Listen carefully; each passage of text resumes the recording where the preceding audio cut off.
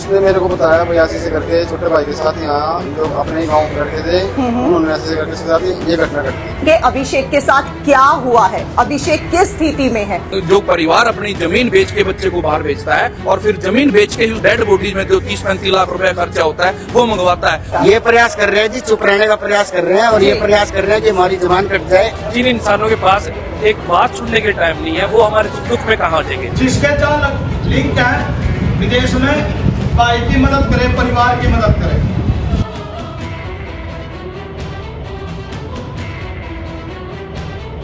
लोगों के जो बार देते हैं अपने हिसाब से, उनसे सभी से मेरी आप लोगों का प्रार्थना है कि अभिषेक के परिवार का साथ दें। नमस्कार दोस्तों, संसार क्रांति से मैं बिंदास पूनम आज एक बार फिर से आप सभी का बहुत बहुत स्वागत करते हैं। और इस वक्त हम लोग मौजूद हैं रोड धर्मशाला में। जी हाँ, रोड धर्मशाला जो कि करनाल में है। और इस वक्त हम लोग आए हैं करनाल के कालरम गांव में। यहाँ पर अभिषेक, ये अभिषेक जिसकी फोटो आप लोग देख सकते हैं, ये सिर्फ फोटो ही देख पा रहे हैं। ये कभी बोल पाएगा या नहीं बोल पाएगा, इस बात की अभी कोई पुख्ता जानकारी नहीं है। 24 अगस्त से अभिषेक से किसी तरह की कोई बात नहीं हो पा रही है, क्योंकि अभिषेक जो कि 22 वर्षीय अभिषेक अमेरिका में काम करता थे, एक स्टोर में काम करते थे। 24 अगस्त से इनका परिवार वालों से पूरी तरह से संपर्क टूट गया है। राखी भी गुजरी लेकिन कोई फायदा नहीं, अभिषेक का कोई कॉल नहीं आया। परिवार वाले, गांव वाले लगातार पुलिस प्रशासन से, अमेरिका एम्बेसी से सब लोगों से गुहार लगा रहे हैं कि उनके अभिषेक को ढूंढा जाए। और आज ये न्यूज उन लोगों के लिए बहुत ज्यादा महत्वपूर्ण है जिनके बच्चे बाहर नौकरी कर रहे हैं या बाहर बच्चे पढ़ रहे हैं। लगातार जो है अपनी तरफ से पूरी तरह से परिवार वाले, गांव वाले एकजुट होकर प्रयास कर रहे हैं। पुष्टि हम लोग नहीं करते, लेकिन जिस तरीके से परिवार और गांव वालों के द्वारा पुष्टि की जा रही है कि गांव के ही कुछ लड़के हैं जो अमेरिका में अभिषेक के साथ काम करते थे, उन्हीं के द्वारा जो है किसी अप्रिय घटना को अंजाम दिया गया है। हालांकि संसार क्रांति किसी भी तरह की जाति धर्म, हमारा कोई मकसद नहीं है किसी भी जाति धर्म को ठेस पहुंचाना, क्योंकि हम लोग बिल्कुल निष्पक्ष होकर काम करते हैं। आगे की किस तरह की रणनीति रहेगी, किस तरीके से जो है अभिषेक के बारे में पता किया जा रहा है, क्योंकि अभिषेक है या नहीं है इस बात की अभी कोई पुष्टि नहीं की जा रही है, लेकिन परिवार अपनी तरफ से पूरी तरह से कोशिश कर रहा है। तो चलिए मिलते हैं परिवार वालों से और बाकी बातें उनसे पूछते हैं कि किस तरह से वो लोग लगातार प्रयास कर रहे हैं अभिषेक को ढूंढने का। अभिषेक जी से कब से संपर्क टूटा हुआ है आप लोगों का? अभिषेक को जी सुबह 24 तारीख को सुबह 9 बजे बात हुई थी। ठीक है, उससे सुबह 9 बजे बात हुई तो उन्होंने बोला भाई मैं थोड़ी देर के बाद कॉल करता हूँ, मैं अभी खाना बना रहा हूँ। अच्छा, हमने बोले मुझे ठीक है, थोड़ी देर बाद कॉल कर लिए। तो उसके बाद उसने कॉल नहीं की, फिर हमने कॉल की 12 बजे के आसपास गाड़ी में। ओके, तो उसने फिर कॉल नहीं उठाई। तो हम सोचे चलो लड़का सो गया होगा, शाम के टाइम देखते हैं। शाम के टाइम करे जी फोन, तब नहीं उठाया। ठीक है, अगले दिन 25 को शुक्रवार को जी सुबह फिर कॉल की, सुबह नहीं उठाया। दोपहर में की, शाम ने की जी, कोई रिस्पॉन्स नहीं आया जी कॉल का। अच्छा, रात से तकरीबन जी 10 बजे 25 तारीख को जी शुक्रवार को मेरे पास कॉल आती है अपने परिवार से, यूएस से लड़का कैलिफोर्निया। ओके, उसने मेरे को बताया भाई ऐसे से करके छोटे भाई के साथ यहाँ जो अपने ही गाँव के लड़के थे उन्होंने ऐसे करके उसके साथ ये घटना घटी। अच्छा, तो उन्होंने पूरी तरह से पुष्टि की या सिर्फ कयास लगाए जा रहे हैं? पूरी तरह से पुष्टि की है जी भाई। उन्होंने उसको 5-6 घंटे बांध के पीटा। पहले पीटने के बाद उसी के कपड़े निकाल के उसी से बांध रखा था, और बांधने के बाद जी फिर भाई पीटने के बाद उसको शूट आउट किया, गोली मारी है।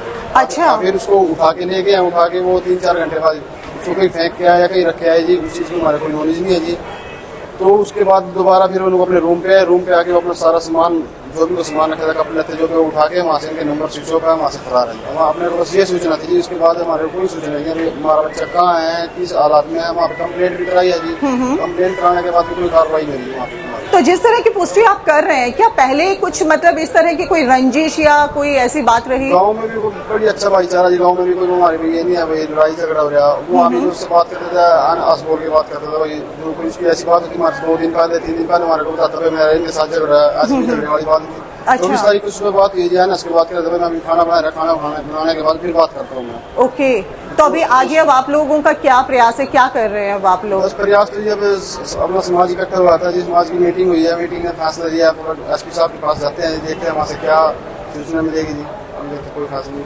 अब आप ये देख सकते हैं कि एक परिवार किस तरीके से पूरी तरह से गम में है। मतलब उनको अभी तक सिर्फ और सिर्फ मतलब बताया गया है, लेकिन अभी पूरी तरह से कोई पुष्टि नहीं हो पा रही है आगे क्या होगा। तो चलिए अभी आगे की क्या रणनीति रहती है, किस तरीके से प्रयास किया जा रहा है, क्योंकि गांव वालों द्वारा, परिवार वालों द्वारा पूरी तरह से हाथ जोड़कर गुहार की जा रही है।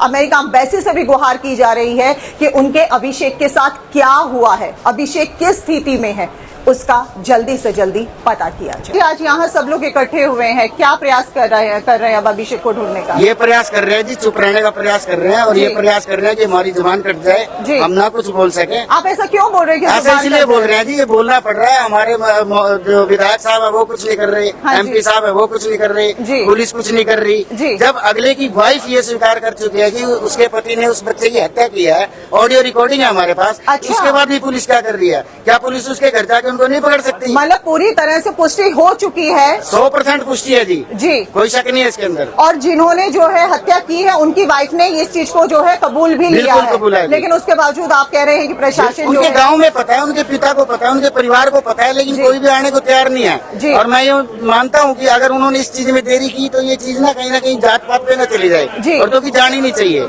देखिए, देश की सबसे बड़ी पंचायत में हमारे करनाल के लोकसभा के जो MP है वो बैठे हुए हैं और वो ही हमारी इस बारे में मदद कर सकते हैं जी, जो प्रैक्टिकल बात है।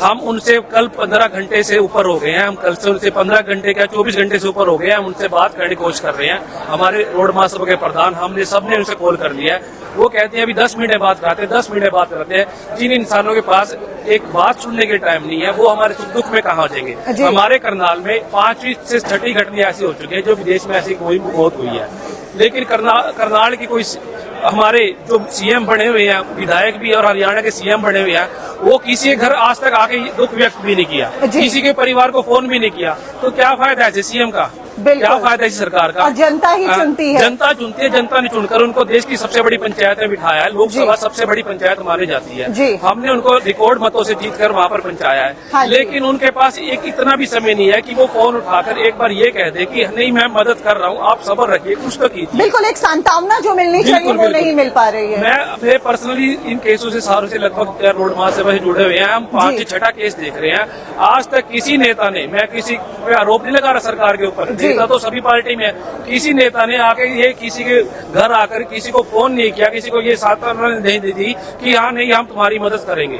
तो हमारे मुख्यमंत्री जी करनाल के चुने हुए हैं, आपको तो सोचना चाहिए है। हम ये नहीं कह रहे कि आप खाली करनाल की सोचे, हरियाणा सोचे। आप आज रोड समाज की मीटिंग हुई है और जल्द ही रोड समाज एक 36 बिरादरी की मीटिंग बुलाएगा, क्योंकि ये भारतीय नागरिक का मुद्दा है। ये अभिषेक रोड इंडियन सिटीजन का ये एक मसला है और कहीं ना कहीं विदेश नीति जो हमारे देश की है पूरी तरीके से लचर है, कमजोर है।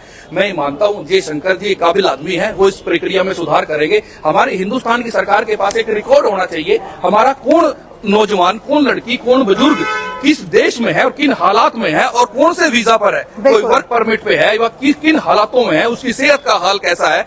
मैं सर S जयशंकर से और PM साहब से ये अनुरोध करता हूँ, एक फसल बीमा योजना की तर्ज पर एक term insurance, group term insurance without return of premium, जिसका प्रीमियम काफी सस्ता हो, इन सभी लोगों का विदेशों में जाने से पहले एक ऐसा बीमा किया जाए 1.5-2 करोड़ रुपए का, ताकि इनके साथ वहां जान माल की कोई हानि हो तो कम से कम 1 करोड़ रुपए उस परिवार को, जो परिवार अपनी जमीन बेच के बच्चे को बाहर भेजता है और फिर जमीन बेच के ही उसकी डेड बॉडी में जो 30-35 लाख रुपए खर्चा होता है वो मंगवाता है। तो सरकार को एक सस्ता group term insurance without return of premium, जिसका किस्त काफी कम हो, कि जो है आपने जो उसकी डेड बॉडी के लिए कोशिश जारी है, लड़ाई जारी है। और आप DCSP साहब से मिलेंगे, उन पर दबाव बनाएंगे और कोशिश करेंगे एक 5-4 आदमियों को परिवार के